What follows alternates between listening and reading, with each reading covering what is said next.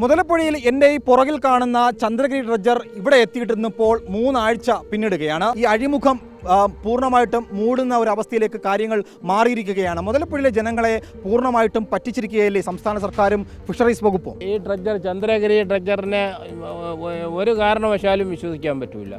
അതിലിങ്ങനെ ഡെയിലി ഇങ്ങനെ പണി വന്നുകൊണ്ടിരിക്കുക, അതിൻ്റെ മെയിൻ്റനൻസ് വന്നുകൊണ്ടിരിക്കുക. അതുകൊണ്ട് അന്ന് എടുത്ത തീരുമാനം എന്ന് പറയുന്നത് ഈ ചെറിയ ഡ്രഡ്ജറും കൂടാതെ 3ൻ്റെ അന്ന് ഒരു ഡ്രഡ്ജറും കൂടെ കൊണ്ടുവന്ന് വർക്ക് ചെയ്യുക, 10 ഇറ്റാച്ച് വെച്ച് മണലൊക്കെ കോരി മാറ്റുക. അതാണ് തീരുമാനം അന്നത്തെ.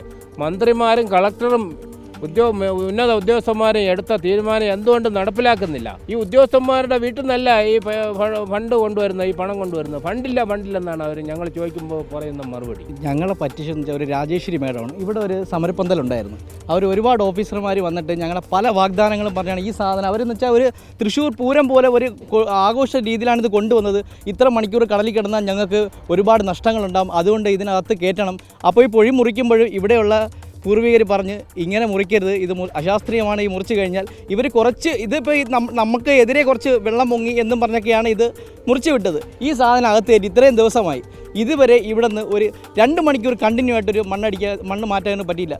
ഈ ഒരാഴ്ച കഴിഞ്ഞാൽ ഞങ്ങളുടെ മക്കളെയൊക്കെ സത്യം വിഷമമാണ്. ഞങ്ങളുടെ മക്കളെയൊക്കെ സ്കൂളിൽ വിടണം.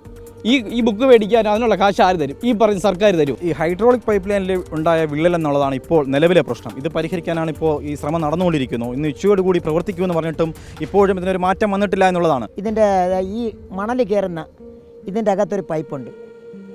ഈ പൈപ്പ് പൊട്ടിയിട്ട് ഈ വലിയ പൈപ്പിൻ്റെ അകത്തോട്ട് മണലും വെള്ളവും ഇറങ്ങി അതെങ്ങനെ ഇങ്ങനെ സെറ്റായി നിൽക്കുകയാണ്. ഏകദേശം കുറച്ച് നെട്ടും ബോൾട്ടും ഇതിൽ പോയിട്ടുണ്ട്. അതെല്ലാം ഊരിയെടുത്ത് ഈ പൈപ്പ് കട്ട് ചെയ്ത് ഗ്യാസ് വെൽഡ് ചെയ്ത് ഇതെല്ലാം സെറ്റ് ചെയ്താൽ വീണ്ടും ഈ മത്സ്യത്തൊഴിലാളികളെ വിശ്വസിക്കാൻ പറ്റില്ല. ഈ മത്സ്യത്തൊഴിലാളികളെ ഞങ്ങളെ ഏറ്റവും കൂടുതൽ കണ്ണിൽ പൊടിയിട്ടും ഞങ്ങളെ പറഞ്ഞു പറ്റിച്ചും കൊണ്ടുവന്ന് ഞങ്ങളെ ജീവിതം തന്നെ ഇല്ലാതാക്കിയ ഒരു സംഭവമാണ് ഈ 2 ഡ്രഡ്ജറുകൾ. സ്കൂൾ തുറക്കുന്ന ഈ ഘട്ടത്തിൽ പോലും അവരുടെ കുട്ടികളെ ഇനി ഒരു അധ്യയന വർഷത്തിലേക്ക് കടന്നു പോകണമെങ്കിൽ ഭീമമായിട്ടുള്ള ചെലവുകളുണ്ട്.